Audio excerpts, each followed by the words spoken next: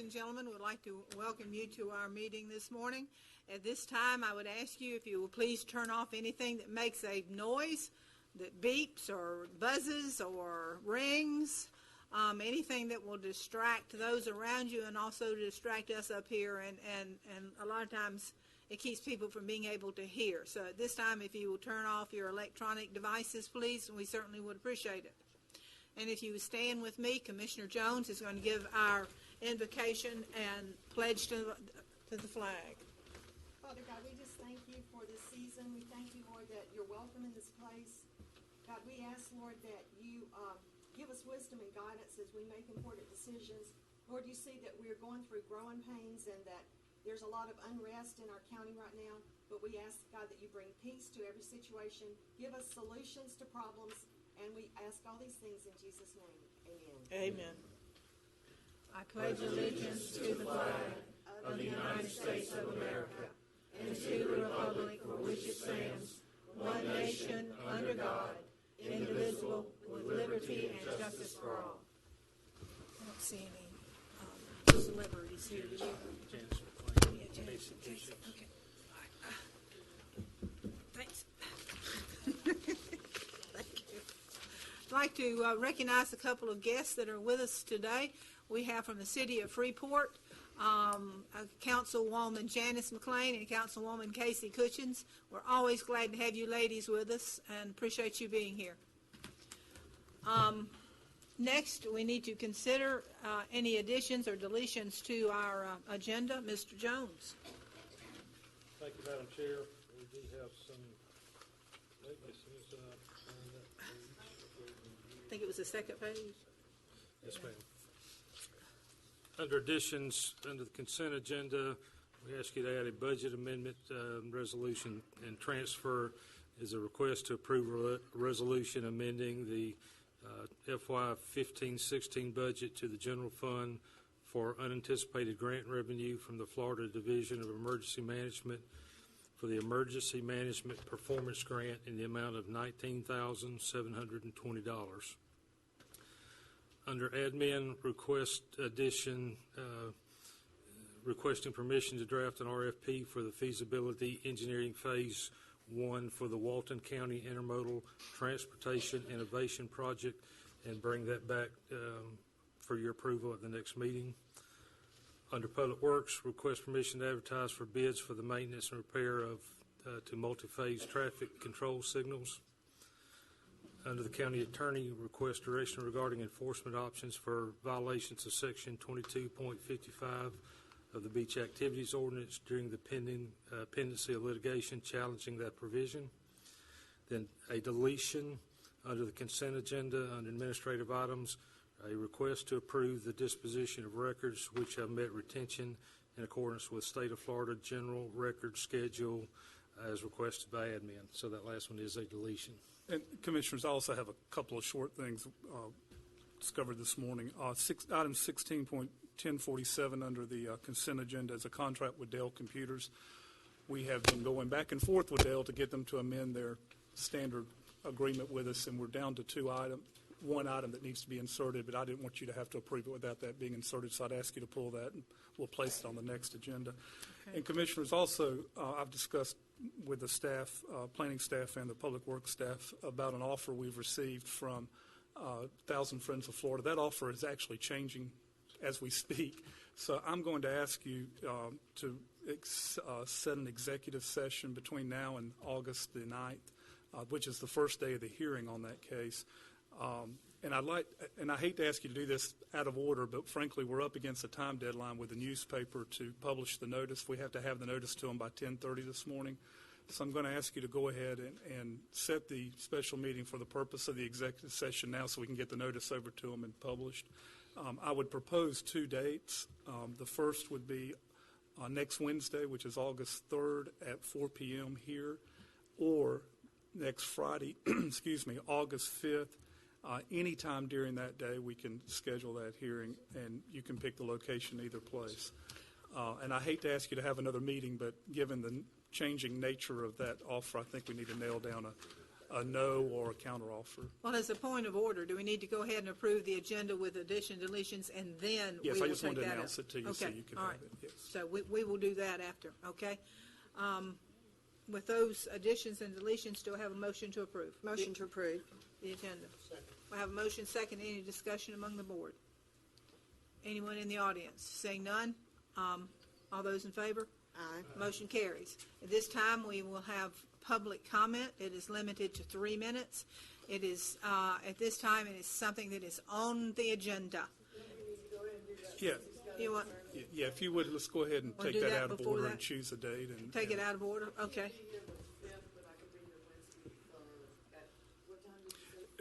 4 o'clock or after. That- Anyone else have a conflict? Wednesday would be fine for me. Okay. All right. So I would need a motion to set the special meeting for the purposes of an executive session at 4 Okay. p.m. We have a motion and a second. Any further discussion? So that is August the 3rd at 4 p.m. Yes, ma'am, and just for. here at the courthouse. For legal purposes, let me announce the case style, just so everybody knows. It's Thousand Friend for Florida, Inc., Page and Markell versus Walton County. The case number is 15-5619GM. It's in the Florida Division of Administrative Hearings, and the motion is to set the executive session for, special meeting for the purpose of an executive session on August the 3rd at 4 p.m. at the Walton County Courthouse in Definiak Springs. The attendees will be the Board of County Commissioners, Larry Jones, the County Administrator, Mark Davis, County Attorney, Sidney Noyes, the Assistant County Attorney, Larry Sellers and Nathan Adams are the attorneys for the county out of Tallahassee. They will also attend the meeting, and it will be recorded by a certified court reporter, most likely Sharon Payne. Thank you. So they've got it, so they're changing their offer from. Yes, ma'am. yesterday? Yes, ma'am. It's Haven't voted yet. very, very fluid at this point. Okay, great. All right. Any further discussion, ladies and gentlemen? Seeing none, all those in favor? Aye. Aye. Motion carries.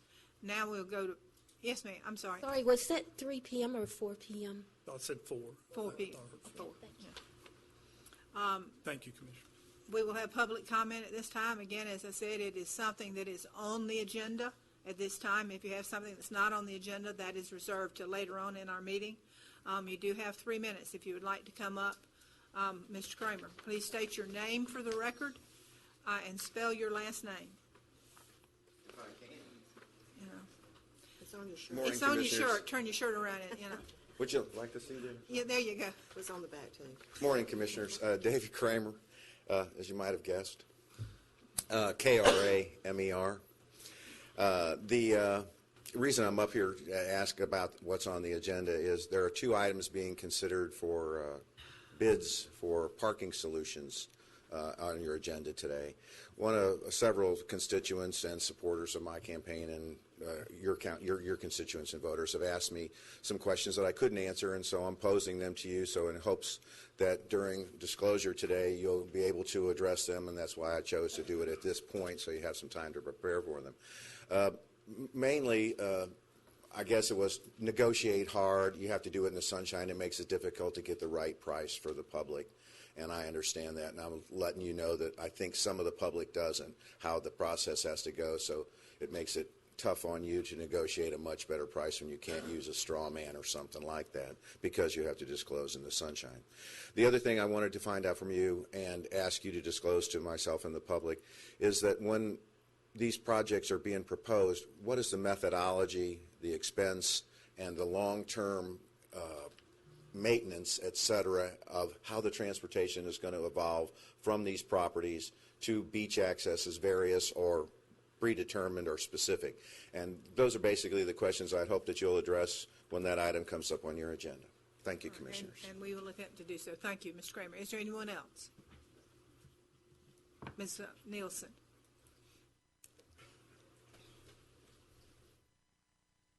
Mary Nielsen. I'd like to get right to the point, and the point is that the parcel on 283 South has had a contract on it on MLS, according to the MLS, as of last night, since May 23rd. Is that contract by Walton County or any entity of Walton County or representative of Walton County? Yes or no? Who would know? Is that the Great and Grand parcel? No. No, which, J. Odom. that's the The Great and Grand. The Grayton parcel, is that what you said, the Grayton parcel? It is the Grayton parcel, has been under contract according to MLS since May 23rd, and I have it with me. Okay. And so Is Walton County the person who has that contract with the seller of that property, the entity with that property? No, ma'am, unless someone in the county has taken it upon themselves, and I don't believe that has happened. It is- Did you know in June, when you agreed to get appraisals on this property, did you know that that has been under contract since May 23rd? I did not. Who's it under contract with? That's what she's asking. That is not disclosed on MLS, who the buyer is, nor the purchase price until it closes.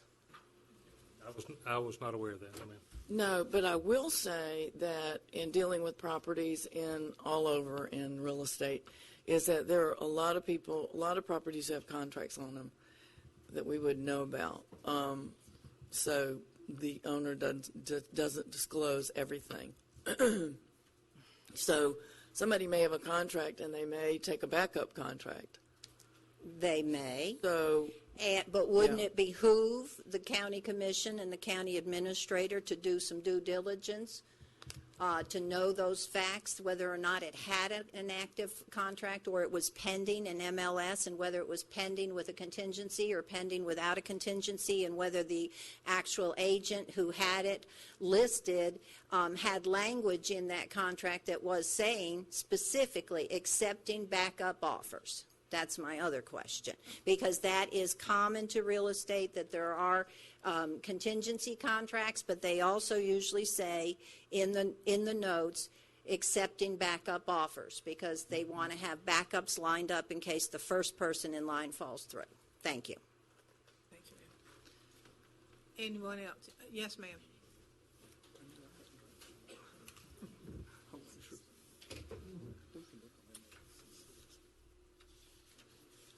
Y'all, this isn't rocket science. Before y'all buy something, State your name for the record. Suzanne Harris, Harris. This isn't rocket science. Anybody can pull up MLS, any agent, any real estate agent. So before y'all went and spent and now at the last meeting or meeting before last, Mary got up and said, are you even going to get appraisals on it? So y'all went out for appraisals on it at the end of June. But the contract has a closing date of December 12th. So somebody has a contract with J. Odom on a piece of property that J. Odom owns to buy the property. Somebody has a contract and they have a closing date. And then the county goes out and spends our money to go get appraisals on the land, 2 different appraisals. I don't know how much that cost us, but if y'all are sitting up here telling me that you went out to get appraisals on land for $7 million, that you didn't even know had a contract on it, now, I just can't believe any of y'all are that unintelligent. I just don't believe that. I believe that contract on that piece of property, when it gets researched, is going to come back, and either we're using a straw man or we just didn't do our due diligence. Somebody just didn't go look to see if it already had a contract ready to close, because they have a closing date. This isn't an unknown out in here. Anybody, surely the county has somebody that we're working with. They could just put it in the computer and say, gee, it's already sold.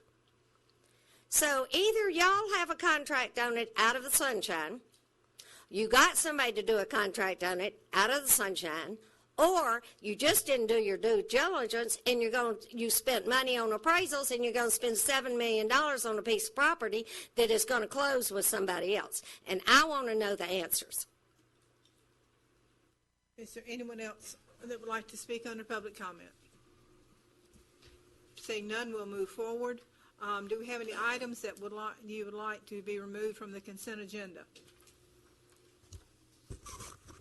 Madam Chair, I don't think it's necessary to pull it from the agenda. I just want to make a statement in reference to, it's under tab, I'll get the right tab here in a minute. What color is it? Pink, yellow? pink, I think. Okay. It's under 4.1.16-1048. No, excuse me. It's tab 8, 1046, 16-1046. I just want to make a statement that I've been working with DEP and the city of Freeport. They were instrumental in also moving forward on finally getting about $1.6 million to do a closure of the Coyote landfill.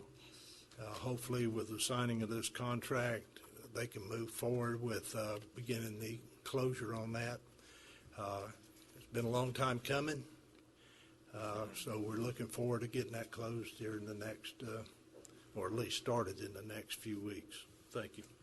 I'll just take a brief moment to commend you and the city of Freeport. I say, that used to be part of my district. I know how hard it has been to try to take care of this. As I believe I stated the last meeting, I know of people that live in that area who have gotten sick and died because of what was going on out there.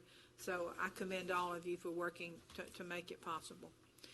Is there any other items that you want removed from the consent agenda at this time, ladies and gentlemen? Seeing none, I need a motion to approve the consent agenda. So moved. Second. We have a motion and second. Any further discussion? Anyone in the audience? Seeing none, all those approved? Aye. Motion carries. Next, we have the Waste Management, EAL. Hang on a minute. Hang on. Let me acknowledge my conflict of interest, and I filed the proper form with the clerk's office and will abstain from this vote. Commissioner Chapman will be abstaining. Do we have a motion to approve? Yes. Thank you. Do we have a second? Motion and second. Any discussion among the board? Anyone in the audience? Seeing none, all those in favor? Aye. Motion carries. Mr. Jones. Thank you, Madam Chair. First item on your agenda is we provided you with a list of the 14 engineering firms that had submitted for consideration for our continuing service firms. We've also provided you with a document to identify the 6 top firms that you would like to have make presentations. We've asked you to make those selections and sign them. If you would shuffle them around to the clerk, and we'll ask him to provide us the tallies, which will simply identify the top 6 firms, the 6 firms which you wish to have. Madam Chair, I will be submitting a voting conflict and I abstain from ranking these engineers because of a conflict of interest with one of the firms. So we'll ask Mr. Clerk, when you have them total, just let us know, and then we'll take action to extend invitations to those 6 firms to make presentations at our next board meeting. I think it's at 3 o'clock here. So, thank you. And we need to remind people of that before we leave, that we do flip-flop meetings next month. Yeah. That's correct. Yeah. So Confusing to me, just let's go ahead and do that. Do that, yeah. Due to the supervisor elections utilizing this room for early voting, our meetings for next month will be reversed in order. So the first meeting of the month will be held here in Defuniak we'll actually start at 3 p.m. with the presentations from these firms, and then our regular meeting will start at 4, and then our second meeting will be at 9 a.m. at the South Walton Annex, just for clarity. And that would be August the 23rd. Correct. Commissioners, thank you. The next item is primarily for information. We've had some discussions of late about a transit that would move workers from, primarily county workers, from north end of the county to the south end and vice versa. However, if we put this into work, it could certainly be utilized by anyone needing those movements. So we did an internal survey to somewhat determine the level of interest in that type service. And so we've got just a brief presentation for you today. of some information that we gleaned from that. Quite frankly, we were real pleased that we had 232 participants, so that's a very high number, and we believe it provided a decent, or better than decent sampling. What you see there in front of you, the question was asked, do you currently commute to your work from the opposite location from where you live? So if you live in North County, do you work in the South County, and vice versa? 37.5% live in the opposite end of the county from where they work, and 60% live and work in the same end of the county. The next question was, on a scale of 1 to 5, if the county provided a free shuttle from courthouse to courthouse, being from this facility to the annex, with times that allow you to get to and from work on time, how likely would you be to use the service, with 5 being daily and 1 being never? As you can see, 44% say they would never use it, and about 15% say they would use it daily. And the next question was, on a scale of 1 to 5, if the county provided a shuttle from courthouse to courthouse throughout the day, meaning more than just 1 in the morning and 1 in the evening for work hour, how often would you use it? Again, about 45% that say they would never use it, and 14% said they would use it daily. The next question was, if a free shuttle were provided, how often would you expect service to run? 65% say they would like it to run hourly, which means a lot of trips during the day, and considering the fact that not many are looking to use it, we have to look at the feasibility of that. And the last, we just asked for some general comments, and primarily 2 of the comments were a stop in Freeport would be suggested, both going and coming. And then there were those that worked in outlying areas, sheriff's office, jail, with the question, how would they get from this facility to the jail and back? So there's some other considerations there that should be worked into it. There are some grants that are available to provide some funding for these type services. The ones we're primarily looking at would require some commitments beyond the grant stage. So, the decision, will be up to this board, or whether it's something you want to move forward with, to look at the feasibility or enter into some of those grant applications. I think we ought to look at the grant applications, because from what I understand, there's some money out there for a 3-year time period that would probably pay for this for 3 years. It could be a pilot project. And we were talking about maybe the employers would provide, a shuttle service for the employees to and from the point of drop-off. And also too, included with this, but wasn't included in the survey, was also to the grant for this 3-year period includes, if you get to the South office and you need to go to the doctor all of a sudden, or your child needs to, they give you 3 taxi rides to each person during the course of a year. So, there would be ways that if you got to the South office, there would be that mechanism, the taxis, and there would also be the county cars that, of course, are parked down there sometimes. So, it's not like you would get someplace and not be able to go to lunch or not be able to go to somewhere. So I think it's definitely worth looking into, because this is the first time that we've ever been told that we could get grant money for this, and no match is required. All right.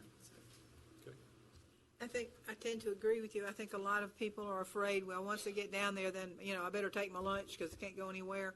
Or what, a lot of the working women that have children, how do I get back? But if we can, if we do have a 3-year window to show people that, yes, it can work, and in cases like this, we can accommodate you, maybe there's 6 all decide to take a county car to, say, Applebee's one day and some other restaurant the next, but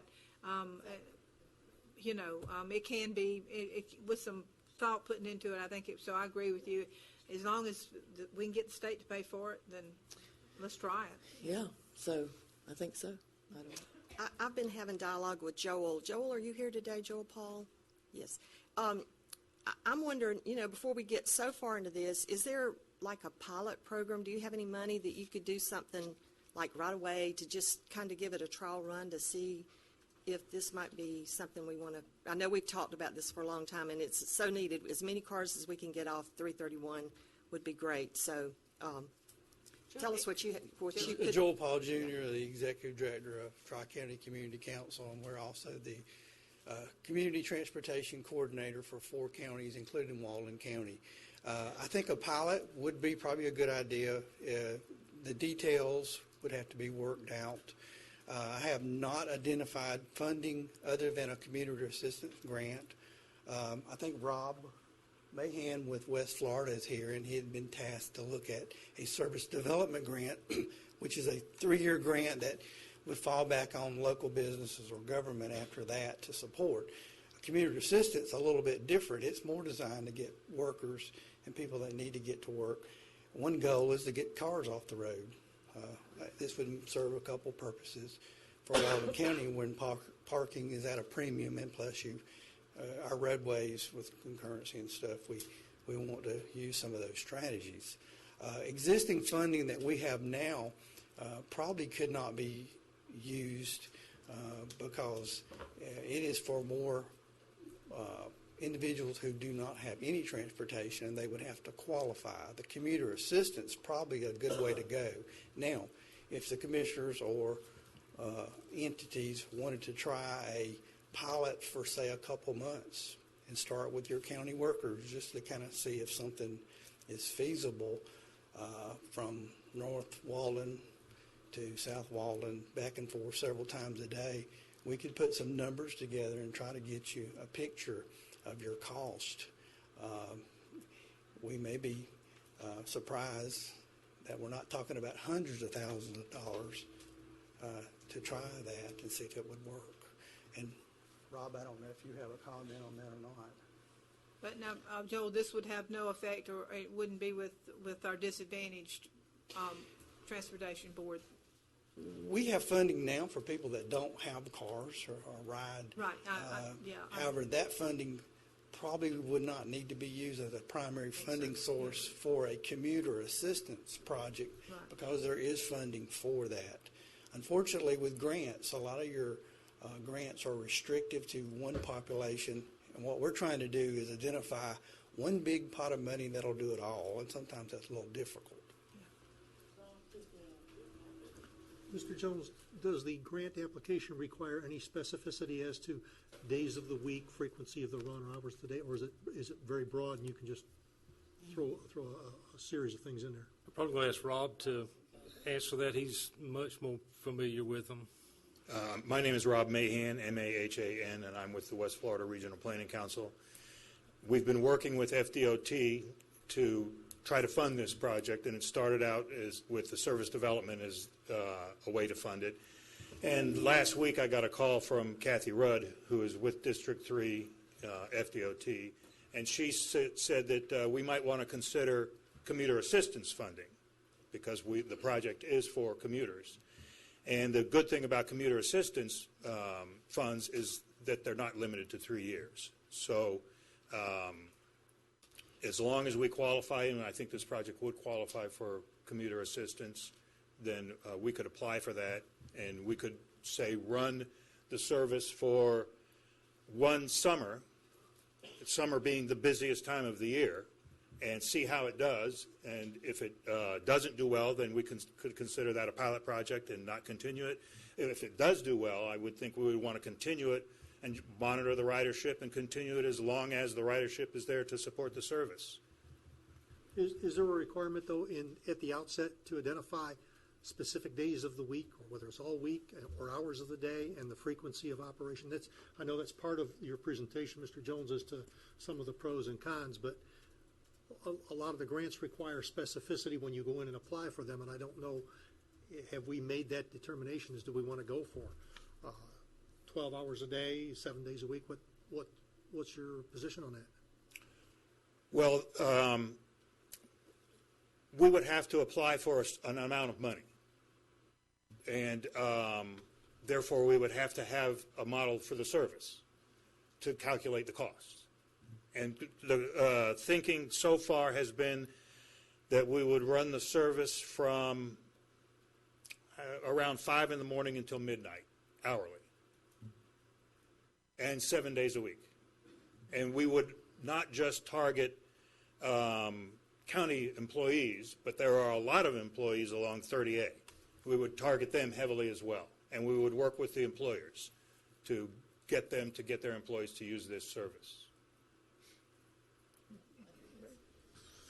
I think it's worth looking at for sure. So we would also want to have east-west service. Yeah, along 30A. Going to, the proposal would be to go all the way into, hook up with Baytown Trolley at the west end of Panama City Beach, and go all the way into Sandestin to the mall there and hook up with Ocalusa's transit on the east, and then have another east-west route that goes down into the really busy part of 30A. So absent any objections, we'll work with Mr. Paul and Mr. Mahan to look at what opportunities are out there and what would be required from the county to move them forward. Okay. Quick suggestion again. Rob's very knowledgeable. The only advice that I would have as y'all move forward is if we're granted $200,000, then that's your budget. You have to make it fit under that. You know, we may get more funding, but I think with confidence we can make it work. It may be smaller than what people expect. It may be smaller than what you want to start with, but depending on the level of funding, we just may have to start smaller. And again, very good. Mr. Paul, I apologize. I did not see you in the back to introduce our dignitaries. Never necessary. Yes, it is. He is a former county commissioner, and I'm proud to say one of the best in my mind, we ever had. So thank you for being with us today and for your service. I have a gentleman in the back that wants to ask a question, I believe. Yes, sir. Yes, sir. Come to the podium, please. If you've served in one of these chairs, Mr. Paul, you deserve recognition. Thank you. Dave Rochkold. Would you spell that for the record, please? Oh, yes. R-A-U-S as in Sam, C-H-K-O-L-B. I attended the transportation workshop that was held in Seaside, both of them actually. I own Bud and Alley's restaurant group in Seaside. And I think that the county needs to really think hard and go big with this. To make a bus reference, I don't think we want to have too much stop and start. I think that, I represent 330 employees currently in the summertime. You multiply that by all the other restaurants in South Walton Beach, and you multiply that by all of the workers that work in the cottage rental agencies, the maids, all the people that support that industry. This is something that I really believe needs to be a culture change in Walton County. When you compound all of those cars off the road and out of all those parking spaces, that is a sea change in helping to solve our parking and traffic problems in South Walton. But it's going to take a culture change, and it's going to take something that we have to embrace, and we have to come together and say, you know what? We're willing to bite the bullet, do whatever it takes to get the kind of funding that's going to do this. It also puts money back in the pockets of the people who are coming down. They don't have to put gas in their cars to drive. They don't have to maintain those vehicles. So I see this as a win-win for everyone in the county. And I can't see any loss, but it does take people getting used to it and it being consistent and it actually operating on a regular basis. If workers know they can depend on free public transportation, east and west and north and south, then everybody wins. Thanks. Thank you, sir. Any other questions, ladies and gentlemen? Okay. Then you will bring us back the information that Yes, was ma'am, we'll requested? move forward with these gentlemen to look at what the best options are. Very good, thank you. And, all right. Commissioners, the next item for your consideration is request to proceed or direction with the property acquisition process for the property requested by the Walton County Health Department. If you recall, the asking price exceeded the appraised value. The sellers have agreed to accept the appraised value of $130,000. So today we're just asking what your wishes are, if you wish to move forward or do something different.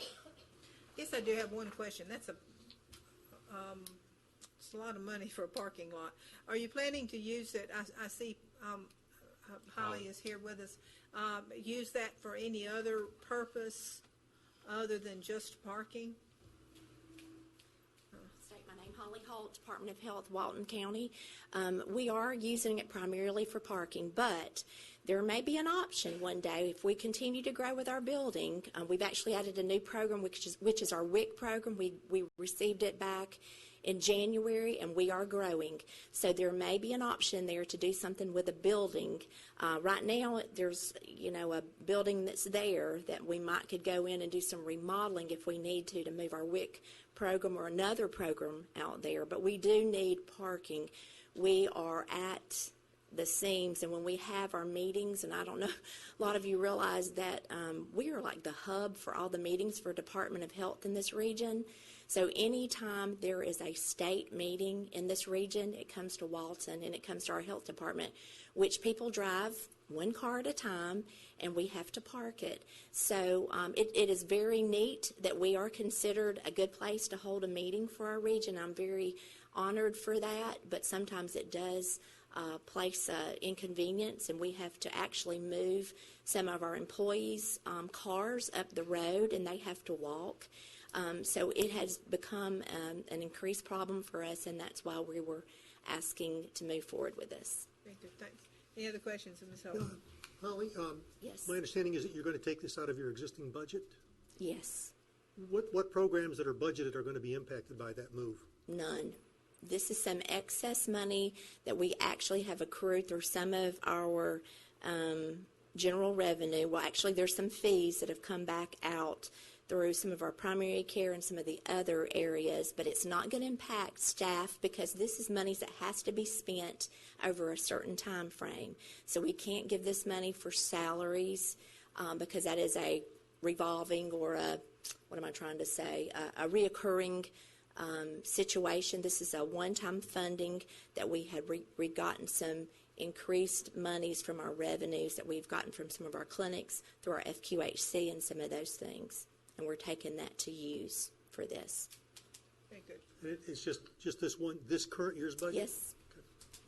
Right. Any other questions? Thank you, Ms. Holly. Thank you. Appreciate it. Motion to approve?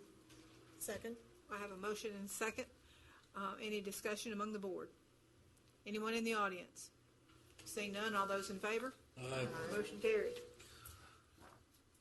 Thank you, Commissioners. The next item for your consideration is a request to appoint Ms. Janice McLean to the Riverway South Apalachicola Choctawhatchee Board of Directors as an at-large representative for Walton County. Motion to approve. Second. We have a motion and second. Any discussion? Anyone in the audience? Seeing none, all those in favor? Aye. Congratulations, Ms. Janice. One more job.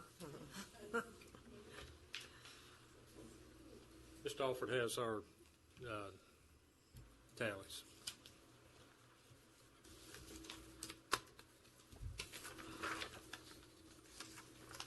Advised me we need to read these off as individual by commissioner. So we'll start with Ms. Commander, select Atkins, Baskerville Donovan, Dewberry Purple Rish, Genesis Group, Poly Engineering, Tetra Tech. Commissioner Jones selected Atkins, Dewberry Purple Rish, DRMP, Genesis Group, Poly Engineering, Tetra Tech.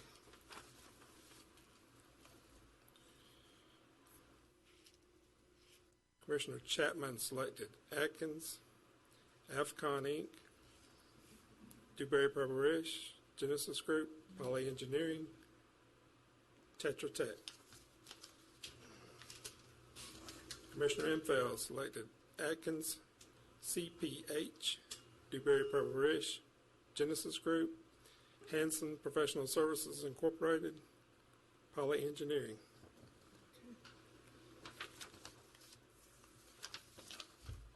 That left a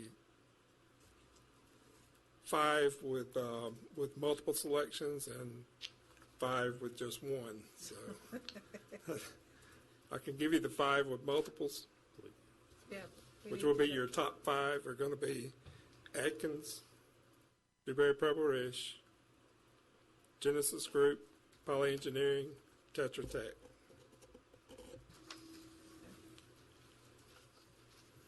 Madam Chair, may I make a motion that we accept the top, the multiple vote getters, the top 5, and limit it to that instead of 6?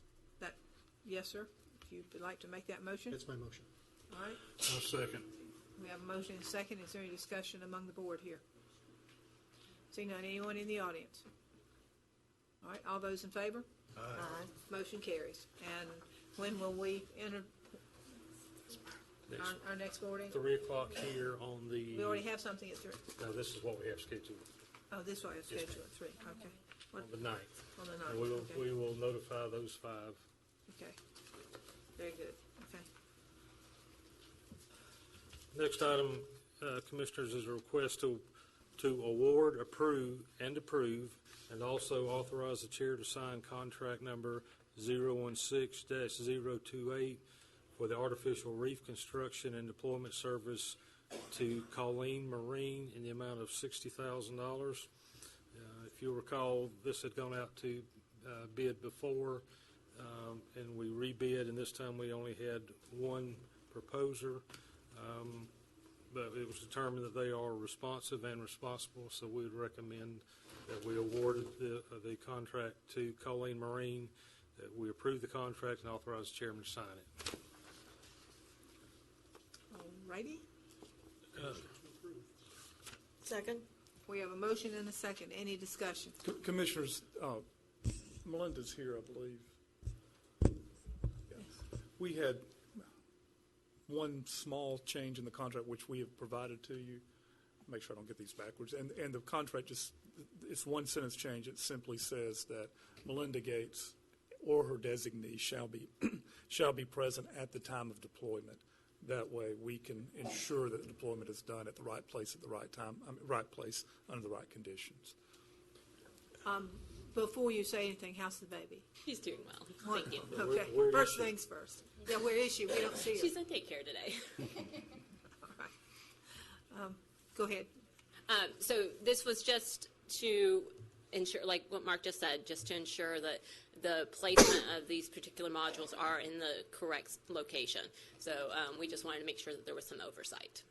Very good. All right. We have a motion and a second. Any further discussion? Anyone in the audience? Seeing none, all those in favor? Aye. Motion carries. Thank you. Thank you. Thank you, Commissioners. Next item is requesting permission to draft an RFP for the feasibility engineering phase for the Walton County Intermodal Transportation Innovation Project and bring that back at the next meeting for your approval. If you recall, there was an initiative primarily through Mr. Robert Davis on the Transportation Innovation Project that received a $500,000 appropriation from the state in the current budget. This requiring the county to participate and to be the entity to execute the contracts and accept the funds. This would be an RFP that we would like to draft and bring back for your approval to utilize those funds for the feasibility and engineering phase of this project. Whatever he just said. Motion to approve. Yeah. Second. We have a motion second. Do we have any discussion, ladies and gentlemen? Anyone in the audience? Seeing none, all those in favor? Aye. Motion carries. Next item is a request to approve staff to sign and submit an application and associated permit documents to the Florida Department of Environmental Protection and the Army Corps of Engineers for a permit modification to the Miramar Site 3 artificial reef site to allow for the deployment of a submarine by the Emerald Coast Reef Association. In order to deploy this structure at this site, it will require a modification of our existing permits, and this approval will just allow us to make those modifications so that submarine can be deployed. Out of idle curiosity, what kind of submarine are we talking about? Are we talking about little yellow submarine, or are we talking about one from the Navy? What kind of submarine do we know? Okay. I only have one hand. I can't. Oh, that's a submarine? Okay. It's kind of yellow. It is kind of yellow. Okay. Very good. All right. That answers my question. Motion to approve. What is that? Oh, second. Okay. We have a motion and a second. Any further discussion? Seeing none, all those in favor? Aye. Motion carries. Thank you, Commissioners. The next item, as you well know, we've been working to get some restroom facilities built at Helen McCall Park. We went out to bid. Those bids came in substantially higher than what we anticipated, so we're asking that we reject those bids and that we include the design of the restrooms into the press box and concession stand facility, which would have been our next phase, and we believe that'll give us some economies of scale and let us utilize the funds better to build one building that will contain the restrooms, press box, and the concession stands. So this action would be to reject those bids, then allow us to use those funds we had designated in the greater project as it moves forward. Yeah, I just don't think we can spend $100,000 on a restroom facility. So, and when our public works could do it for, they said about $35,000. So it's going to take longer, but and you saw the restroom facilities yesterday at. Yeah. They did a fantastic job. yeah, those were very, very nice. So I just can't see spending over $100,000 on that. So. All right, we need a motion to reject the bid. So moved. Second. We have a motion and a second. Any further discussion?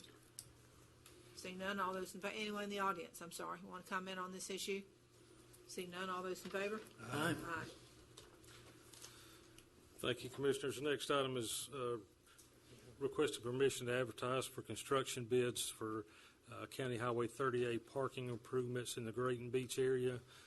This will be the first phase of a multi-phase project that will begin the process that will eventually extend to the Western Lake and the Western Lake pedestrian bridge, but this would get us started on the westernmost portion of that project with some parking along 30A, some designated parking and improved parking along 30A. That big red thing, that's not where the project is. The project is up on 30A. Right. Yeah, okay. Yeah. With a little, yeah. Motion to approve. Second. Have a motion and a second. Any further discussion? Anyone in the audience? Seeing none, all those in favor? Aye. Motion carries. Next item is from the last board meeting. We had a request for Public Works to look at Blue Bayou Drive and determine the possibility of that becoming a county-maintained road. Public Works recommends that we deny that request as it does not meet the current standards of Chapter 5 in Land Development Code. So that would be our request, and not that I don't think that would require any action. But what we would suggest is that this may be a candidate for an MSBU, so we'd be glad to have those conversations if the board so directs to provide us some means to give them the ability to provide some maintenance improvements on that road. I think that'd be a good idea if you could get with the lady that came before us and maybe have a meeting with the neighborhood and let them know what an MSBU is and how they could go about getting it done. Would be my suggestion. Okay, we'd be glad to do that. Next item is a request to review the traffic calming policy and provide comments. It's before you today just to make sure you have it in your possession and let you know that staff is prepared to review any of it with it that you may need, and to provide your comments back to staff, and we will bring it back once we have those comments, can include them for your consideration. So, Are you coordinating this with the sheriffs? Because I think they would have primary responsibility for enforcing the speeding laws, but I don't want to put all this on Public Works. I think we got to be coordinated with them. I agree. And our plan would be that once we get the comments back in place, before we revisit them, we would ask the sheriff for their comments as well, and to make sure they're all in sync with moving forward. Yeah. I have a problem. I believe it's in Choctaw, where I get a lot of complaints about, people driving too fast on these roads that we've now paved. A lot of problems. I don't know how we solve them. The BCC, we're not in the law enforcement business, but what can we do to slow people down? It's a problem because I know we don't like speed bumps, but we need to have a task force of some kind, Public Works, as you say, Sheriff's Department, whoever, to see if we can come with some kind of solution, because it's getting, as far as my district, it's getting worse and worse. Yeah, I have an issue at Paxton as well, and what I want to see is community involvement before it comes here. I don't want any of the community to be surprised at what one neighborhood is trying to, Right. So that was the purpose of bringing this to the board, is to have a policy so we can plan with the community. Very good.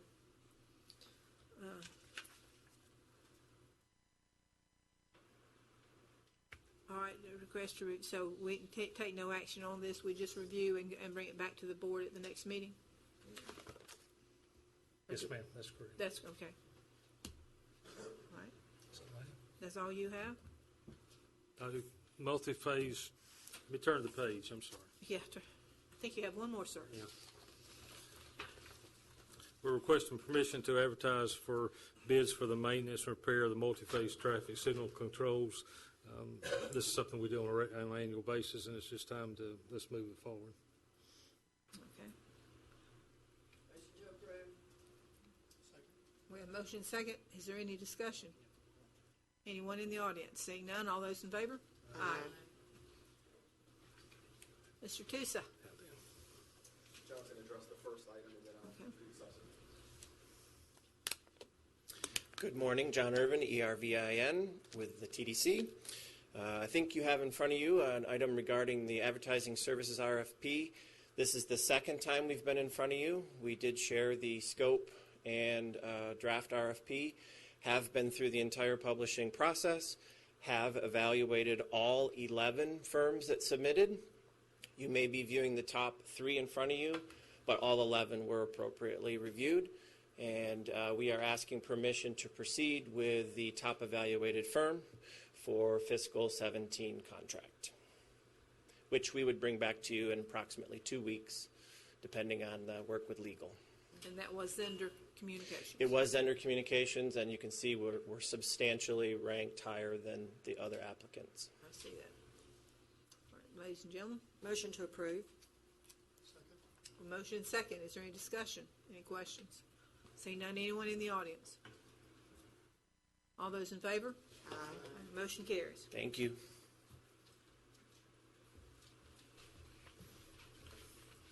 Good morning, Madam Chair, Commissioners. The next item for consideration is an update and request permission to negotiate on County Road 283 South parcel, and then there's the parcel number. We, at the last meeting, talked about planning and evaluating parking and beach access, and parking is needed along not just 30A, but South Walton in general. And obviously 30A is a big part of that. With the traffic congestion, parking is needed. So with this item and the next item, these are for us to consider as we move forward with our planning and how we move the situation that we have at hand forward. I think everybody would agree that we have issues along Scenic Gulf Drive and 30A regarding traffic and congestion and parking. So how do we solve those problems? I think we solve them by looking at transportation options, which obviously we were talking about that a little bit earlier in this meeting. We talk about parking. We talk about beach access. With that said, this parcel on County Road 283, this is the Great and Grand property. The appraisals came back right at or below the appraised value, came in right at the asking price. So 7 million, is that correct? $7,785,000 is the asking price. Okay, but the appraisal came back at 7 million? No, one came back at 7.5, and the other one came back at $7,785,000, right at the asking Right at price. it. Okay, all right, thank you, sir. So, anyway, I'd like to request to move forward with permission to negotiate on this property. Now, I was not aware that this was under contract, nor do I think Mr. Jones was aware that it was under contract. Let me offer a little clarity to that. I've just got an email from John Summers, the broker, who said that he changed the status simply to allow time for the county to progress through the required protocol of the approval process. There is no other contract, and I'm assuming they understand that the county has not offered any contracts, and we've certainly not signed any contract with them. So his explanation was simply that, to allow the board to move through the process, they changed the status on the MLS. So that was accommodating us, the county? Yes, sir, at their discretion. Okay. But there is no, to make sure I understand you, there is no current contract on that piece of property? We certainly have not No. executed a contract, nor indicated that we would execute a contract. Would we, have you figured out how many spaces and what all we could put on that property? I mean, on that property, just kind of as it is, just in some rough estimating, and obviously if we move forward with negotiations, at that point I think we should develop a plan to present back in conjunction with the revised, with the offer or counteroffer back from the landowner. I think that we need to present back to the BCC what the plan is. Right now, rough estimate, we're probably looking at 300 to 350 parking spots on that lot. So, but there are other things to consider. I mean, do we do a public-private partnership?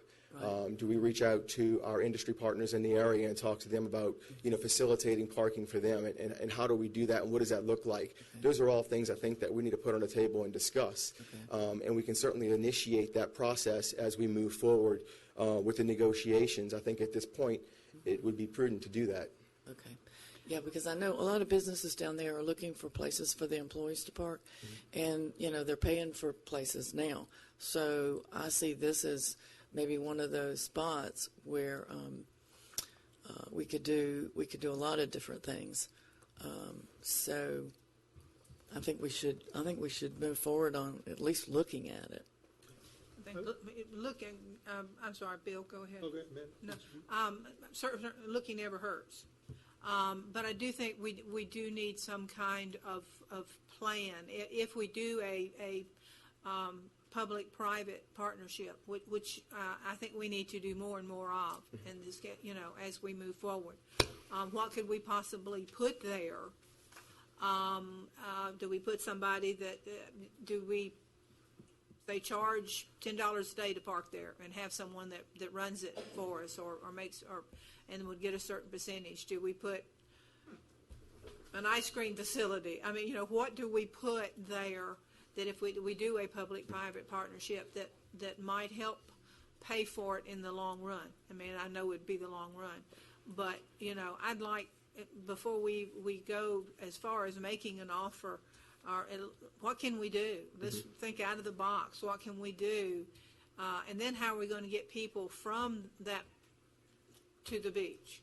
Because the only place close enough to me is Grayton. Yes, ma'am. And that's still a pretty good walk when you've got, 2.5 kids and, and a pulling up thing. So do we have some kind of transportation available to get people where they want to go? So I think we have a lot. I think it's I think we've talked about that too, is a shuttle for people. Yeah. And I think that a lot of people bring their cars and their bicycles. Yeah. They can park there, get off on their bike, and they ride 30A and all that area, and they takes traffic off 30A. So I think there's a lot of things that could be done. It's like it all brought to us, Yeah. say, in one format. Mm-hmm. We talked about a number of things. I'd like to see it all laid out. Okay. Well, we can explore those options and bring those back to you. And it's the wish of the board. I mean, if y'all want me to explore those options first before we proceed on negotiations, that's fine. Or if you want to begin negotiations, and we can do that, and we can bring it back to y'all all at once. You do it simultaneously. I believe think we can. Mr. Enfeld had a question. I know that 2 years ago we directed TDC to go forward with looking at a combination of remote parking and a transportation alternative, whether it was a shuttle or whatever it is. So I think it sounds like that would play into the direction we gave to TDC a couple of years ago. My question also was, Grayton is the closest regional access? To that location, yes, sir. How far is that? Grayton, I have it right here. It is 0.7 miles. Oh, so it's less than a mile. It's close. Okay. So we've got that option that you've already got direction to consider that. So as you go forward, I think that definitely it would take some of the problems off of 30A. So I'd like to see us go forward with not only negotiations, but an overall game plan as how it would be used. Yeah. Is that the property that's currently being used now for parking right at the end of where D5 office is? Seaside used it for a couple of years. I don't know if they're using it this They're year or not. they're not leasing it for parking anymore. They stopped that about 2 years ago. So. Well, the property's really in a good location, and property's not going to go down. It's going to go up. So I would like to do this simultaneously with a plan of, negotiation and plan. And Jay, I know that they already have an approved project on there, and you might look at what parts of that approved project could be left, and that maybe be the private part of the partnership. And then the rest is the public part, or something to that effect, because I think, you could have, like Sarah said, you could have bicycle rental, you could have coffee shop, you could have, but it could be owned and run by, private enterprise. Yes, ma'am. We'll need a motion if y'all would like for us to go forward with this. So moved. Second. I have a motion and a second. Any further discussion? Anyone in the audience? Ms. Nielsen. Excuse me. And then Mr. Kramer you're after Ms. Nielsen. Ladies first. Thank you. Mary Nielsen. I think that it would behoove us as a county to come up with actual costs per parking space so that every parcel we evaluate, regardless of what it is, how it's zoned, what it's had approved previously on it, how it can be used, how much is wetlands, that we know how many parking spaces could be put there. Okay, and what the going rate for parking spaces are. Because in one of these appraisal reports, one gentleman clearly stated highest and best use, which is for all those hotel rooms and all those condos and everything else. But you want to use it for parking. And even though you're discussing maybe a private-public partnership with some other things, that's fine and dandy. But I think we need to have a basis or a range of what parking spots go for. And that's not rocket science. The people in the know can do that from other counties, and they can pull together some statistics on parking spaces. So are we going to spend over $7 million for parking spaces, which sounds kind of crazy? And yes, Sarah, we should definitely charge for parking at every single parking facility and lot that we build. But that said, I think it's time, with our growth, that we seriously consider parking garages. That you have a smaller footprint of land on which the project sits, and you go up and you can get more spots in a smaller space. We are outgrowing our area, and as much as everybody doesn't want to go up, we have houses that are 4 stories tall. I think we can have parking garages that are 4 stories tall. I don't know about parking garages, but everywhere I go, I see all kinds of parking garages. And when I go to Tampa or I go to St. Pete or wherever, we park in a remote lot. We pay for it. We pay for it on the street by the beach. We put the credit card in or whatever the system is. We pay for it. And then we get on a trolley or we walk to wherever it is we're going. The time has come that when we use taxpayer money to buy this property, we should get return for that money in the form of parking fees, because people that travel elsewhere are used to paying for parking. It's just that common. So I think that there's got to be some forethought before we run around with this piece of land and that piece of land, that we know what going rates are for parking spaces. And do we have them all spread out this way and pay huge amounts of money for them, or do we go up like this and get more bang for our buck or whatever and charge for it? Thank you. Thank you. I know that parking garages per space, last time I checked, it was $20,000 per space in a parking garage. I think that eventually we'll go to that, but I think right now, in the next 3 to 5 years probably, it's probably going to be surface parking. It's going to be the most feasible. And then maybe in 5 years or whenever it makes sense, it's feasible to do a parking garage. But I think that, this is planning for the future. And I think that that's what we're trying to do here, is one thing. But I agree, the parking garages will come, but I don't think we can pay $20,000 a space right now. That might be part of our public-private partnerships that we want to do too. So I think come back with an overall plan, and I think there's a lot of things that can be accommodated. Absolutely. Okay. Thank you. Did someone else have a question? Let's have some more questions. Okay. I'm sorry, Mr. Kramer, I'm sorry.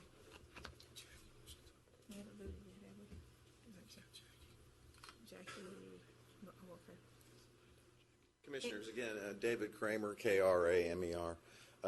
It's great to have a plan, but you got to start somewhere, and that's what you're doing, and I applaud you for the actions to at least get the ball rolling. At Commissioner Meadows' quote of 20,000, this particular parcel, I don't see a drawing of it here, but it's primarily a wetlands piece of the 7 acres, not usable 4, I believe, and he's already filled most of that, and I believe the appraisal stated that it was 177 currently ground level parking spots available at that. And at Commissioner Meadows' quote, that brings the parcel to less than $4 million in value to us. So add on top of that, we don't need it for hotel room and stuff. So if you want to use it for a multi-use parcel, a restaurant, coffee shops, etc., you lose parking spots. You'd have to go up to make this one cost feasible. You've got to go up with parking garages. Otherwise, it doesn't become a cost-feasible piece. The other piece translates the same way. If you develop the plan that shows an intermodal system for transportation and it works out for us, and we actually implement that as part of our planning while we're acquiring, anytime you can grab a bargain out there, I'd say grab it. Ain't no bargains out there. It's okay. It's a relative term, and I understand that mentality as well. Lost my train of thought.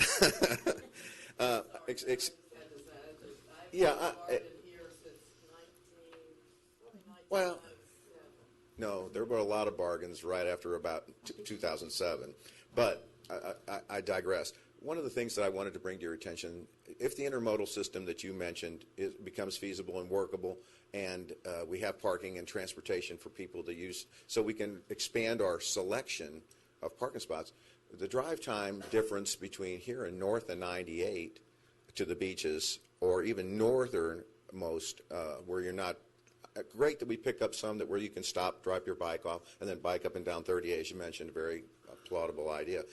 But to reduce the things and keep the cost down, if we have this transportation intermodal system to allow parking in there, there's no reason we can't go up north of 98 and where the prices of those properties are much more affordable. In fact, there's 50 acres for sale south of 98 on County Road 283, the all-zoned light industrial, albeit, and only probably half of it's usable. But right now, you could probably pick that stuff up for somewhere in the neighborhood of $500,000 to $800,000 per 10 acres, which would make it a lot more affordable. And that's 50 acres, and that's on the market for that. So if your medium to your solution is a parking, transportation to parking back and forth from beach access, et cetera, then I think you need to consider where the property is more feasibly, cost feasible. Thank you. Ms. Markle. And as she's coming up, it does seem, ladies and gentlemen, that we've got to tie in parking with, as you say, transit system. They both almost, we're going to have to go hand in hand with these two. Jackie Markel, Markel, talking about both the shuttle and parking remote lots. I would love to see some kind of bike sharing program that happens, like Zip Bikes, where you would pick them up. You only need to get from the parking lot to the beach or the parking lot to Seaside or any of the other destinations that you want, and you're not buying a bike for the whole day. You're buying it for a period of time. They have them in Manhattan all over the place. And then you drop them off there, and then somebody else, if they need to go somewhere, can pick them up. And, I'd just like to see something like that if we're considering remote parking lots, in addition to shuttles. I think a lot of people would be interested in that. Thanks. Thank you, ma'am. Anyone else? Can't see any hands? All right, ladies and gentlemen, Mr. Question. Jackman. I'm not sure who it should go to, whether it be Glendale or somebody else, maybe Jay. This is a little over 7.3 acres. Yes, sir. And how much of it is wetlands? I think 3 acres is, but I'm not 100% sure on that number. Larry, do you know? That's my memory as well, that there's 4 acres of So 3 acres is wetlands. Mm-hmm. So if we wanted to use it and fill it, we've got to mitigate that out, correct? Yep. All right. If we're not going to go to that extent, why would we pay over $1 million per acre as in the appraisal for 3 acres we cannot use? Unless we're willing to step out there and fill it up and then mitigate out if we have the mitigation bank available to us. Just a comment. Is that a question? I think we ought to look at it. I think we ought to look at it and ferret out. Look at it and ferret out all these things. Right.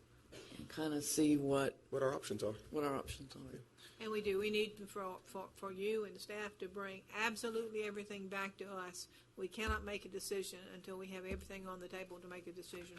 Yeah, I mean, this may not be the piece, but we need to explore the option and see if it can work for us, and if it can, then... Any other piece? Did you want to say something, Mr. Davis? Another hand, I'm sorry. So, I'm sorry, is another hand back there that I didn't see? Harris. Ms. Harris, okay.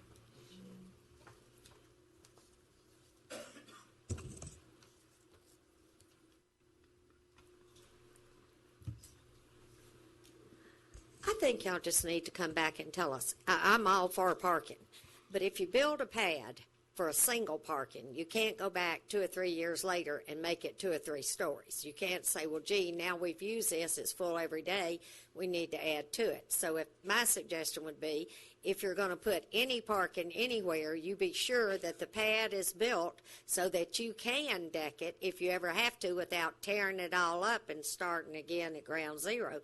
But this appraisal for $7,500,000 says the best use of the property is for exactly what it was supposed to be, a hotel with condos and shopping and all that.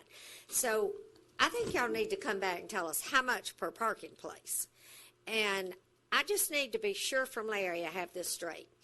A realtor listed a piece of property. A realtor knew the county was looking at it, so he puts in the contract for everybody to see, so nobody else can make an offer, that it has a contract on it and a closing date of May 31st. So he just went in there and put something in on multiple listing that was not factual, just saving it for the county. Somehow, I'm not sure that's not a real estate violation, but maybe it's not. But the county needs to be very sure nobody in this county asked him to hold it and said, we're going to buy it, because that would really be bad. So anyway, to take a piece of property, put a listing on it, and put a fake contract on it, I just don't think is going to be approved when it gets reported to the Real Estate Commission. I think John Summers is probably a little bit smarter than that. But we cannot spend $300,000 per parking place. And to buy wetlands at $1 million an acre is just absurd. Thank you, ma'am. Anyone else? Ladies and gentlemen, what's your pleasure? We had a motion and a second. Take the floor. All those in favor? Aye. Nay. Nay. All right, we have one nay. All right, moving forward. Okay, and the next item is to request permission to negotiate on West County Highway 30A. That is in the 3900 block of West 30A. That is in between Ed Walleen Regional Beach Access and Gulfview Heights Regional Beach Access. It is within a half a mile of each of those beach accesses. That is 2.7 acres, and in that location, we estimate that we can put in 169 parking spots on that parcel. Well, I would almost suggest that you do the same with this piece of property that you did with the other. So how many can we get there? Is there any wetlands? Can we do a private-public partnership? I remember years ago in about 2006 or 7 or so, when I know Commissioner Meadows was still on the board, we suggested a multi-story parking lot at Miramore, and I thought we were going to be lynched at the time. But I think people have now come to realize that we're past the single, parking space. We have to do something. So, perhaps look at that piece as well. Can we go up there? How many could we do if we went up? Do the same thing in my mind with this piece of property that we did with the other. Bring us all the facts back so we can make a clear decision. Yes, ma'am. Also, too, the land use. I don't believe we have a land use that allows just parking. Yeah. So we would need to look at that, or we would need to come up with some, parking and maybe a visitor center or something that would make sense there as well. So that's all. Any other comments, ladies and gentlemen? Yes. I can see the wheels turning. Oh, yeah. I know that there's been some blowback concerning the use of parking garages. And I think there's technology available today, landscaping, softscaping, whatever you want to call it, that will soften that appearance out there. I have been over to St. Augustine and other places and drive past the parking garage because you couldn't see it. But I know it's there. You finally see a sign that says parking. So I don't think we need to just throw that completely off the table. We need to consider that, and if we elect to go in that way, let's look at trying to come up with how we can fit it in there aesthetically within the community and enhance it. Thank you. I agree. And I'd like to see, again, consider for public-private partnership on something like that, where the county may own the land, but we've got some kind of contract with a developer or construction company to build a parking garage, and then affect whatever we have to do with regards to parking fees. Thank you. Okay. All right. Do I have a motion yet? Do we have a motion? Motion to proceed with negotiations on this parcel. Motion and a second. Any further discussion? With the same. We've given some direction here. Yes, to include that. Yes. With the. Yes. Anyone want to comment on this one? Mr. Kramer?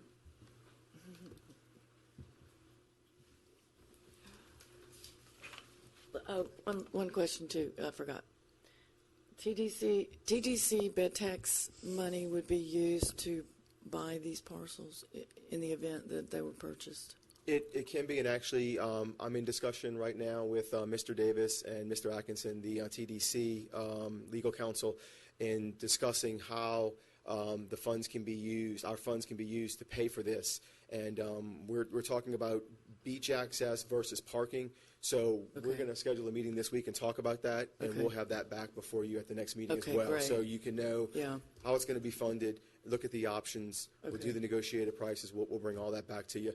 Now, some of this, it might actually be longer than the next meeting now because we're kind of adding some stuff to this, so it might take another meeting cycle to get through it, but we'll pull it together as quickly as we possibly can. Thank you. Sorry, Dave. Commissioners, David Kramer again, KRAMER. This parcel lends itself a lot more to solving your problems than all the others. It's a very good parcel. It's overpriced, however, and I would ask you to strongly negotiate for it. To Commissioner Chapman's suggestion, it was a great one in the fact that this parcel lends itself towards subterranean development of parking because it's at a very high elevation. There's no wetlands on it. That would, in fact, enhance for and detract from it. And as in approaching the partnership agreement on this one, I think because it's back far enough from the beach and there's a good bit of vegetation behind it that you won't get the outcry, hue and cry from the public about it blocking any views. And what it would allow itself to do because of its elevation at this parcel would be in a public-private partnership if you were to put a rooftop restaurant on a parking garage up there, that it would offer Gulf views. It would be a very good leasable opportunity. It would offer parking at night when we don't use it for beach going. And it's a big piece. It lends itself to a lot of solutions. Its proximity to two of the Gulf front things. I mean, what I've seen so far today, if you can negotiate the price down, you have a much better chance at this piece of going a long way to solve a lot of your problems with it.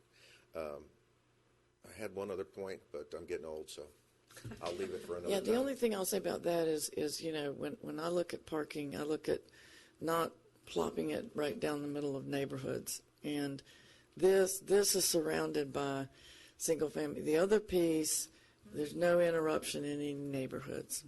And that's one of the things I look for.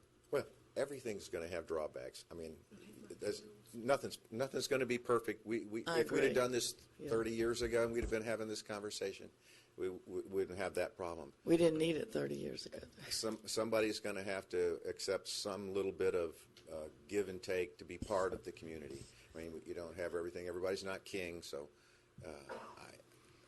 this piece. I just know that when you grade this piece, I think you'll find that it'll grade out higher than a lot of I just know that I wouldn't want to spend $1 million on a house and have a parking next to me. But I don't know how well you know the parcel particularly, but I think what you'll find up behind it, it'll negatively affect development of this parcel will less negatively affect the community than other choices you've made at this point, or other choices you'll see. It has merit. Thank you. There's a lot of trees and stuff around it. All right. We have a motion and a second on the floor, I believe. Anyone else? All right, all those in favor? Aye. Motion carries. Did we have a nay? No, we had all ayes. Sorry. No, I want to go ahead and look at it. I don't, I'm concerned about the surrounding neighborhoods and such. Well, I think that's. So I'm sorry. Were you a yes or a no? I said yes. I said yes. I would like to look at it. I just want to make sure we had. Yeah. Okay.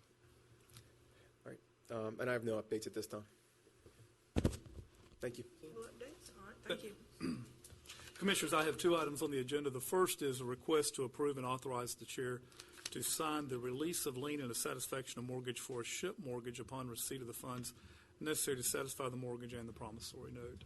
Commissioners, hopefully we'll see more of these as the economy and the real estate market in the North End improves. Second. Motion and second. Is there any discussion? Anyone in the audience? Seeing none, all those in favor? Aye. Motion carries. Thank you. The next item was the add-on. I am asking for direction regarding options for violations of Section 2255 of the Beach Activities Ordinance while the litigation is pending. Just a brief little history with your indulgence. As you would recall, on June 14th, the Commission passed an amendment to Chapter 22, which is the Walton County Beach Activities Ordinance. The amendment banned fences and signs on the sandy portion of the beach seaward of the vegetation line, which we commonly refer to as the toe of the dune. On or about June 22nd, and a couple of 2 or 3 days after that, our office of the county attorney, began sending notices signed by code enforcement to all beachfront property owners regarding the change and advising that they had until July 15 to remove the offending obstructions. Fortunately, and this is good news, through those efforts and the efforts of beach code enforcement, we were able to get a significant amount of voluntary compliance, which is good news.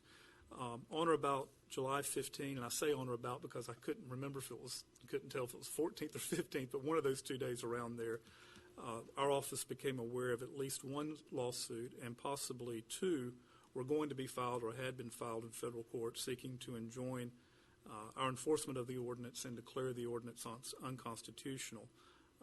We have now, as of today, been served on both of those lawsuits. We got served on the second one yesterday, in fact.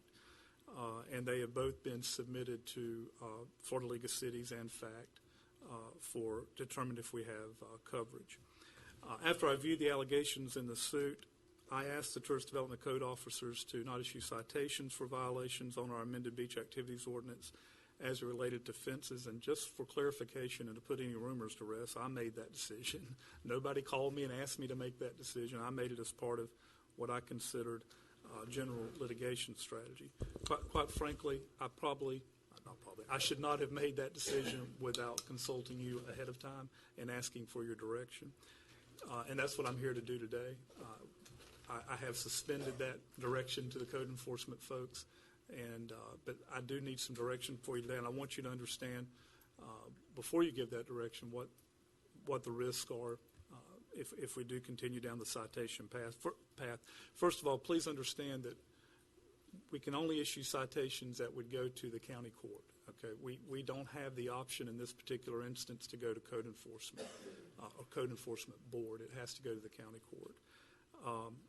The suits allege that the county has violated the plaintiff's First Amendment rights by restricting their free speech. Their argument is that they have a legal right to post the property along the boundary line, and our amended ordinance restricts that First Amendment right. I mean, obviously, we wouldn't have passed the ordinance if we agreed with that assertion, so we disagree with that assertion. The suits seek an injunction to prevent us, again, from enforcing the suit, and they also seek attorney fees and costs under Section 1983 of the Civil Rights Act. If we cite individual homeowners at this point, or property owners at this point, the county court could simply choose not to render a decision until the federal court action is complete. Not saying that they would, but that's certainly an option the county court could take.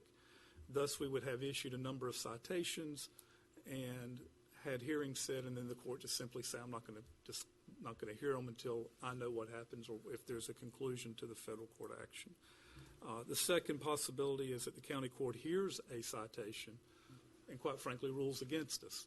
And then that would give the plaintiffs in the federal court action some fodder to say our ordinance should not be enforced or is unenforceable.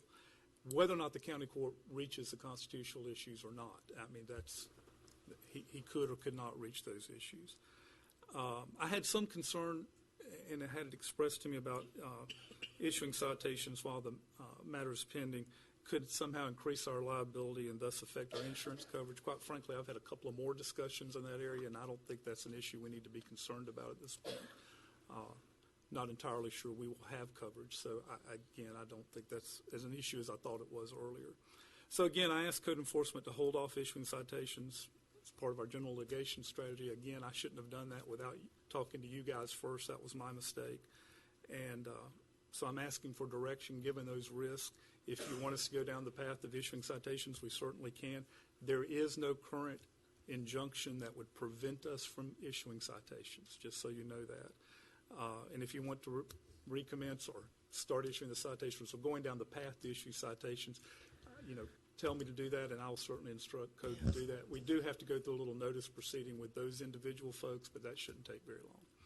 Okay, so, yeah, tell us what that procedure is when you issue a citation. You know, Commissioner, we sent out the letter signed by code saying, if you are in violation, because we didn't want to have to identify each fence when we sent out 900 and something letters. So what we're going to have to do is notify them that you are in violation past the date and that we intend to enforce it through a citation and give them a very short period of time to comply.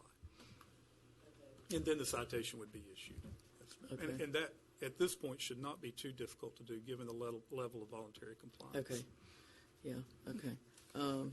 Okay. I do know, yeah, there are a lot of people who have complied with it, and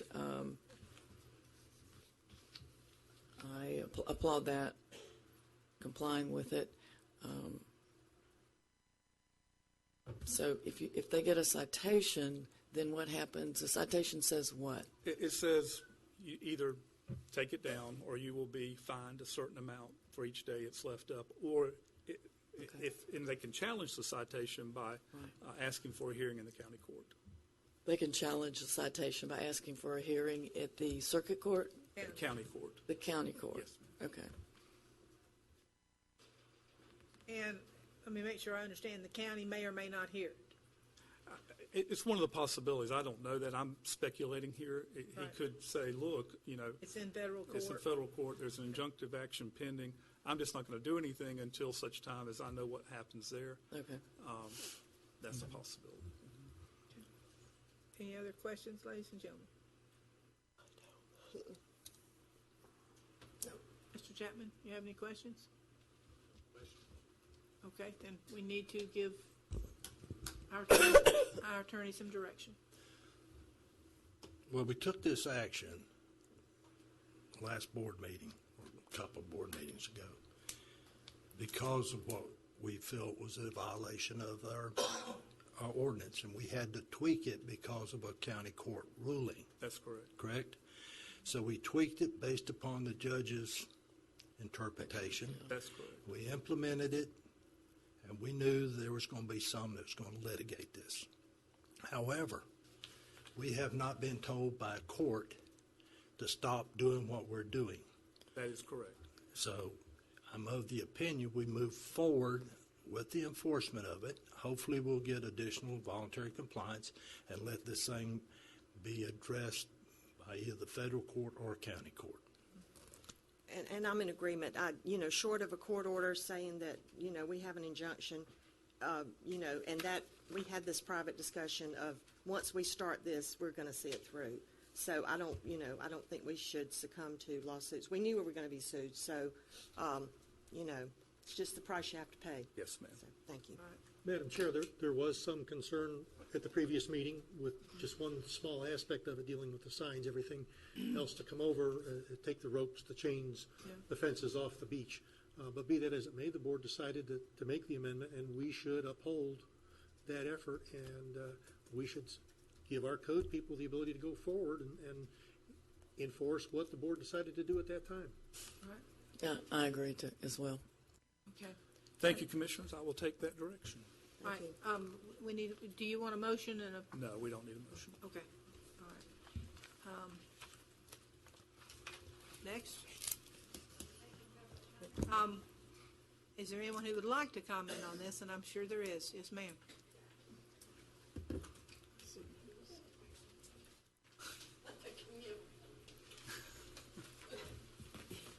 Right now? I just have a couple of questions. Is the county going to take down all their signs on the beach too, or is it just the private beachfront owners? I tell you the truth, Ms. Harris, I haven't really considered that at this point. I think all our signs are at the toe of the dune. They are. All our signs are at the toe of the dune. Not the ones for the beach vending aren't. We'll have to look at that. I don't know. So I would hope the county, for the beach vending and the public beaches and all that, where they've got them all roped off everywhere saying, you can have this much beach and public gets it, I would hope y'all would go by the same rules that you have there. We can use GPS on that. And then, Mark, I have another question.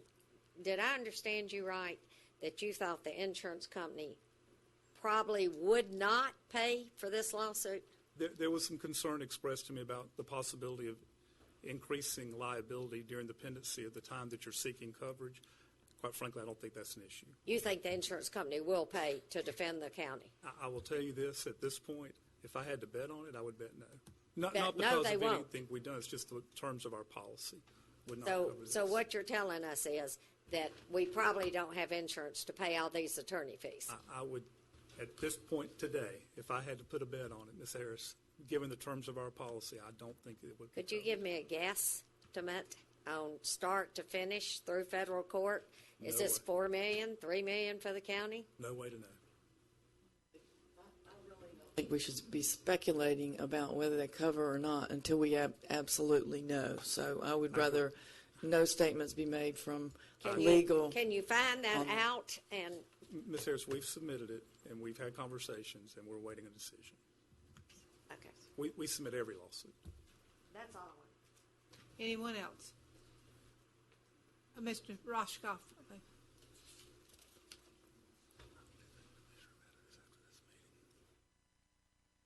Thank you, Dave Roshkoff, R-A-U-S-C-H-K-O-L-B. You know, the basis on which this lawsuit is laid out is a free speech argument. Is that correct? Yes, sir. Yes, sir. Is there a sign ordinance in the county that addresses who can have a sign, where they can have it, how big it can be, all over the place? Yes. So if they win this lawsuit, pretty much anybody can put a sign of any size on the beaches if they see fit? Mr. Rajkov, one of the things I've always done since I've been here is I discourage the commission to talk about the subject matter of any lawsuit while it's pending. It gets us into issues. Okay. Well, I guess what I'm saying is, you know, there are laws that regulate the size of signs and the kinds of signs that go, and I just think that I really thank the commissioners for having the backbone to stand beside your decision. Oh wow, that's a Freudian slip. Beside your decision, and have the conviction to stick with this, because to me, frankly, the alternative is having signs all up and down the beaches, and we already discussed that at length previously. You know, we want to be a welcoming community. You know, you guys may decide that beachfront homeowners can have a sign at the toe of the dune. You know, that might be a fair compromise here. But I applaud your decision, and thank you for the time you're spending on this as well, Mark. Did you tell me that a homeowner can have a sign at the toe of the dune now? Yes, ma'am. Okay, I just wanted to clarify that. A homeowner can have a sign at the toe of the dune now. Okay. I'm sorry, Ms. But it's up to you. Thank you, commissioners.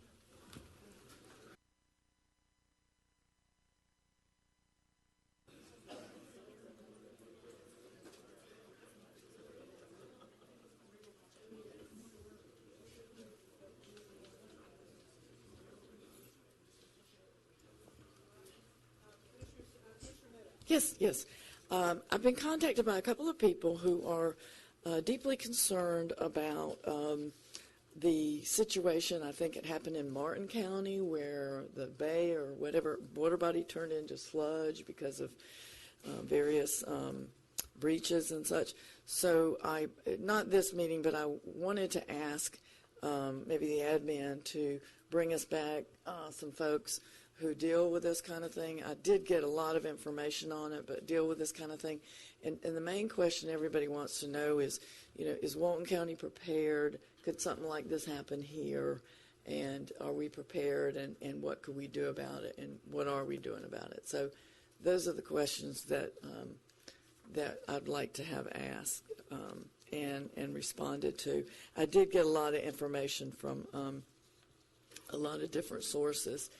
And it has something to do with, I think, septic tank leakage and sewer plant leakage and that kind of thing. So that would be my request, is if Larry could bring back some information on that and maybe present it at the not the next meeting, but maybe the following meeting? Thanks. Thank you, Madam Chair. I don't have anything listed. However, I would ask Mr. Jones if it'd be possible to bring Billy Williams at the next board meeting. I read over the weekend about the fact that the Mid-Bay Bridge Authority was going to be seeking $285 million of the Triumph money, and be that as it may, and all of the hullabaloo that's going on with that, how would that impact our legislative request for the coming year? So if he could just bring us an update, I'd appreciate that. Thank you. Ms. Jones. Mr. Chapman. Madam Chair, I'm requesting to allocate up to $2,000 in District 1 rec plat fees to replace the ice machine at the Red Bay Community Center. This is not a replacement of the entire machine, it's just the upper half, the motors and what have you, that creates the ice. The one that's in there is very old and can't be fixed anymore. So I'm requesting, and I'll make a motion to set aside up to $2,000 from my recreational plat fees to replace the ice machine at Red Bay Community Center. Second. We have a motion and a second. Any discussion? See none. All those in favor? Aye. Motion carries. That leaves me. I got one more. I want to thank City Councilman Kutchins and McLean back there for being here today in support of this. Commissioners, when Brandon Oaks is down there on 331 off to the east, to the west, was put in back around 2003. Since that time, Freeport has ran their sewer lines along the roadways in Brandon Oaks. $145,000 has been identified that was in an escrow account for infrastructure within that subdivision. What I'm asking to do, and having had discussions with Ms. McLean, is that we take those funds, and there are 53 homes out there that are not presently hooked up to the sewer system. And they are creating a problem in the Brandon Oaks area with raw sewage getting into the drainage wells and causing an odor and possible contamination. So of that 52 that's out there, there's 145,000 left in that particular escrow account, and would ask that our staff and the city's staff get together to develop a letter that we would send to these 52 homeowners, advising them that we would take a proportionate share of that money, which would be about $2,700 per household of those 52, and have them connect up to the sewer system that's present out there. The remaining funds for those that hook up, and I'm not sure exactly, Ms. McLean might be able to refer to that. The remaining funds the city would finance over a period of time until that total cost of the hookup is paid for. But we'd use these escrow funds to pay about half of it, right about half of it, to get them on board. The other part of that is that as the city hooks them up, they would submit an itemized bill to the county for reimbursement out of those funds and we were looking at maybe a 60-day, once the letter's sent out, give the homeowners out there 60 days to actually do something. I see Holly is out there. I don't know what the position of the health department's going to be in the event somebody doesn't hook up, but they have a continuous failure of their septic system out there, as whether or not you can mandate to them they have to hook up. But we have this money that's really going to take half the cost to the homeowner to make that hookup. So I would ask the board to allow this escrow account for infrastructure improvements at Brandon Oaks be used towards getting the other 52 homeowners out there hooked up to the sewer system, which is Freeport. It's their franchise area. I'd like to pass the gavel to Cecilia so I can second your motion. That was my my district for 10 years. I applaud you, because I tried my best to work with the powers that be at that time, and they were not willing to finance it, and that was part of the problem. The people out there just couldn't afford it. I applaud you for coming up with this idea, and Ms. Janice and Casey for coming up with an idea to make this happen, because it is polluting our bay every day, and so I will more than gladly second your motion. Thank you, Commissioner. There's some other issues out there with stormwater runoff and all that, and our Greg Graham, I think, was here. He's working with the particular areas out in there to try and get that additional stormwater away from there and leached out either to the bay or some pond that's located over to the west of Brandon Oaks. But he's still working on that plan, so we're trying to clean up as best we can. The problem we are having is there is a drainage ditch that was put in probably in the 80s. It's on this street just before you get to the primary Brandon Oaks that has not been maintained by the homeowners for decades, and it's grown over by trees and everything else, and it slows the movement of the water out of that particular area. But it's just the way it was designed back in 2003 that's causing some issues with stormwater retention. But we are addressing that. Appreciate Greg and his staff jumping on that and trying to get a solution to that. But right now, I want to see if we can't use these funds to move forward and hopefully clean up some of the issues they're dealing with sewer. Any other comments from the board? Any comments from the audience? Ms. Harris?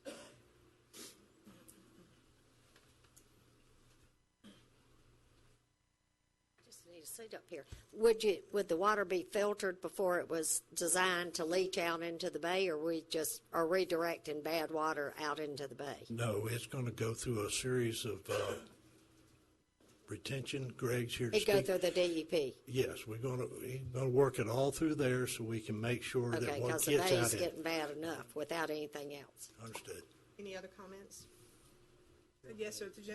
I'm sorry. Didn't know. You're shorter than me. I didn't know you could see you.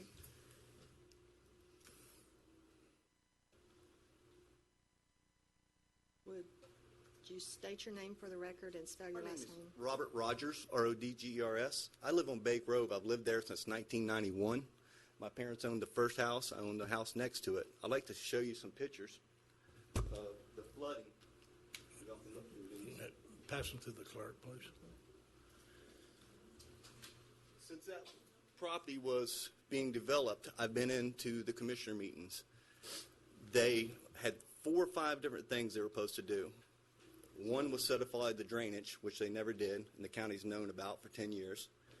Second, there's supposed to be a turning lane onto 331 and south and north on Bay Grove, which was never done. Then there was supposed to be septics hooked up within 1 year availability. Now we're going on 10 years, nothing's done. My yard, through these pictures you see, floods. I had a Corvette in my front yard. It flooded so bad that the car had water in the bottom of the floorboard from the flooding from this house. So I think before we spend this money on septics, we need to go look at this whole problem. I'd like to know, or the county made a decision that turning lanes had to be done as part of the order. The county made a decision on the drainage. The Bobby, county, the turn lanes, what are you talking about? North, on Bay Grove Road itself is supposed to be a turning lane going north and south. And it's in At Bay Grove? Yeah, I got a piece of paper on my from y'all's thing on my that's phone. quite, I can that's show you. quite all right. On Bay Grove. I'm trying to. Yeah, on Bay Grove. Okay. This goes back 10 years. I can And only I've been speak for the last 10 4. years. This is the first time I've been able to talk to the board. I've talked to everybody else out here numerous times. Mr. Greg Graham can tell you.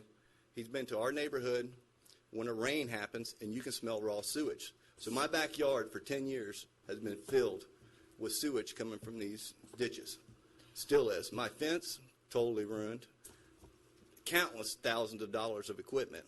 I own a painting business, and a lot of my equipment has been destroyed there. My car's been underwater. The only thing I could do, because I couldn't get no help from the county, I just bought 10 loads of millings and did my driveway, and I've got 40 loads of dirt coming. And if I got to fill my yard in to where it floods my neighbors, then I'm going to have to be the bad guy. I'd rather come up with a solution for everybody. You know, right now, the development order wasn't met, and they're still issuing permits. How can you still build permits when the old development order's not even been met? Bobby, let me speak to one thing that you brought up. The use of this money be used somewhere else. It can't be because of the way it was earmarked in the thing. So it has to attach to those sewer systems within the Brandon I don't Oaks. think it was just for the sewage systems. I think it was for Those the is turning lanes too. Well, I don't know about the turn lanes. I'm unfamiliar with Because the I've got a 16-year-old daughter who's pretty important to me, turning on and off at 331. familiar with Right that. now, you come in at 55 mile an hour and got to get off the road to it. I understand that, but you do realize that that is a DOT requirement. 331 is not Bay Grove. Okay. Bay Grove's a county. Yeah, but it's not that far from 331 to Bay Grove. Is Bay it not? Grove turns onto 331. Put that in, and he didn't. Who? The developer, I was going to say, when it was my understanding that the developer, and Commissioner Scott Brandon, I think, knows as much about this as anybody does. The developer was supposed to put in that turning lane and do all that, and then the developer absconded, don't know where he is, or, you know, so that's part of the problem. That, like so many developers were supposed to Now, have done. all the roads, and he all the didn't. ditches in the common area, nobody owns because they went bankrupt. The county don't own them. Homeowners don't own them. The Who takes care developer's of them? gone. Yeah. Now, I know I've got 10 years of sewage been pouring into my yard. Well, we're trying to take care of part of that out of the Brandon Oaks up there to the I west. think we need to of have you. a total package, not just a little bit here and a little bit there, because when it comes down to the end, it might be saying, well, we don't have no money left for a turning lane. Well, I'm going to allow Greg to come up here and Okay. speak to what it's under Okay. development for that Thank you for particular. your time. Yes. Thank you, Commission. I certainly don't want to. Graham, for the record. I'm sorry, Greg Graham for the record, Graham. I'm certainly not going to invalidate anything Bobby said. I think he's had some real concerns since the Brandon Oaks development went in. The turn lane he's talking about was part of the condition of the DO. Well, the developer went belly up before that happened.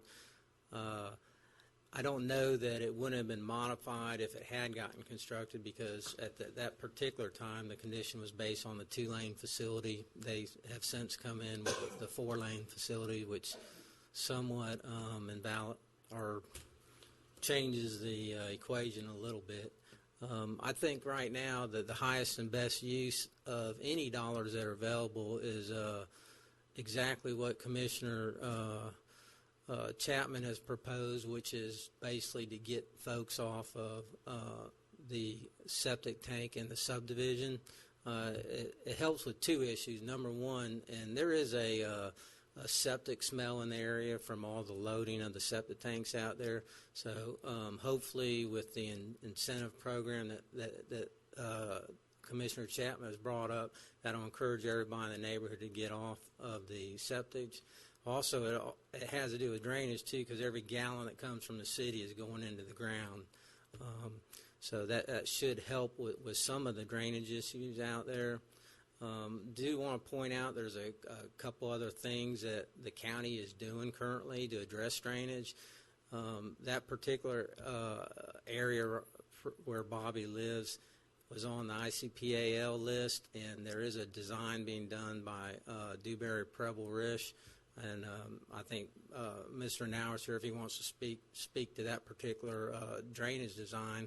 But in addition, we're working with the adjacent property owner who owns all the property to the south of that to look at possibly providing another pop-off and potentially creating a stormwater management system to address the water quality issues before it goes into the bay.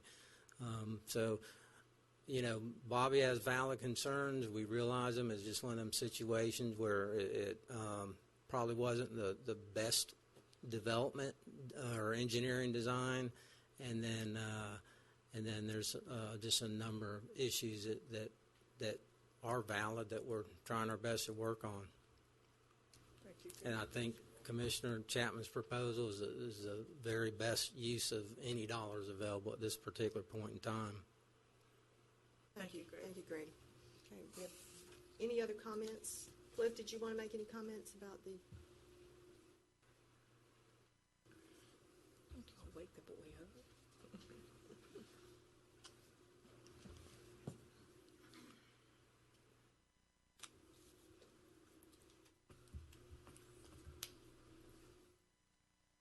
Good morning, Commissioners. Good morning. As Mr. Graham, Cliff Nauer, Knauer. As Mr. Graham indicated, we're in design right now with major drainage improvements for that neighborhood. The wetland delineations are all completed. Our conceptual design's completed, and we've actually got all the modeling complete. And so the next step will be submitting for permits for the improvements. And so it will make a tremendous difference for that neighborhood. We're providing significant conveyance to an existing outfall that currently has been restricted by a very small pipe for years and years. And so it's a very simple fix. It will be an expensive fix, but it's a simple fix, and his flooding issue should be under control when we get done. Thank you. Thank you. Any other comments? We should have. That's okay. Okay, we have a motion and second on the floor. All in favor? Aye. Same sign, opposed. Okay. Thank you. Thank you. Thank you. I don't really have anything to say other than yesterday, I deeply appreciate everyone who turned out for the rededication of the Choctaw Park. That park has been there for quite some time. A lot of boaters in Walton County use it to launch their boat. We realized, Cliff helped me with it. 5 or 6 years ago, we started this process of trying to upgrade that park. Went to the state, had to work with every letter in the state of possible, DEP and EPA and DOT and everybody else. But finally, we have new docks there at the water. Not only that, it's where they can tie on. For years, nobody's been able to, they can launch their boat, but they couldn't tie it on. That's been improved. Our children's park has been improved.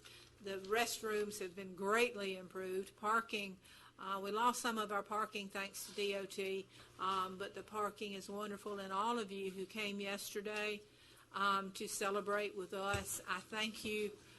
That's one of the pleasures that we take as commissioners, as to see something and to make it better and to make it where our citizens can enjoy, especially recreational areas like Helen McCall Park and Paxton Park, We Care Park. That's one of the things that we do that makes this job a joy, is to be able to make improvements like that. I even gotten some ideas to maybe do a few more improvements out there, because it is a wonderful spot to launch your boat, launch a kayak, take your children to play. So for everyone who came out, and especially those I work with, thank you so much. And a special thank you to Cliff. He got there a little late because I forgot to call him. I'll blame it on, my broken arm. How's that? But he got there a little late. But a special big thank you to Cliff and to our Parks Department and Public Works for all they did to make it possible. Thank you. At this time, do we have any other public comments?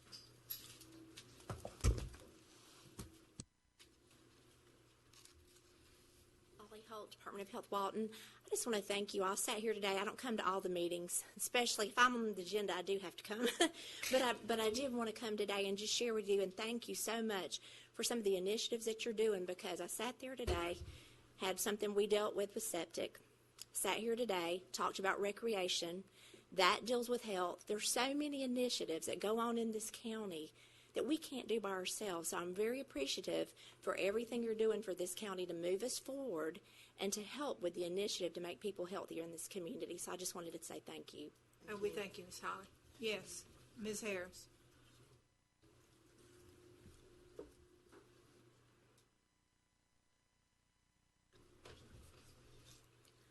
an email last night about the political signs that the FDOT, it says in the FUNIAC, I just want to know if this is correct, that y'all got a notice from the FDOT that political signs are going to be removed in all right-of-ways?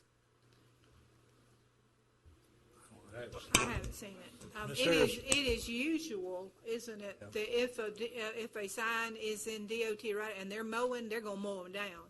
This says the city of Defuniak Springs and the DOT has informed political candidates that they are removing signs from the right-of-ways. And however, if you message the candidate of your choice, most of them are receptive to removing the signs so they can save them. I just think if that's right, then, and I can call the FDO and find out, but people ought to be able to pick their signs up, not just have the FDOT pick them up and throw them away, because I know these signs cost a lot of money, and they can put them in whoever's yard they want to. So that's all I wanted to know. I would check. I'm sorry. I would check with the city of Funiac. I know they usually store them somewhere. I know DOT. I can only speak from my past, but they all collect them and put them somewhere. It used to be Chipley, wasn't it? No, it's over at the DOT yard in Ponce de Leon there by the rest area. They take them, they pick them up, and they stack them out there, and you can come by during normal business hours and pick them up. Okay. Ms. Moss.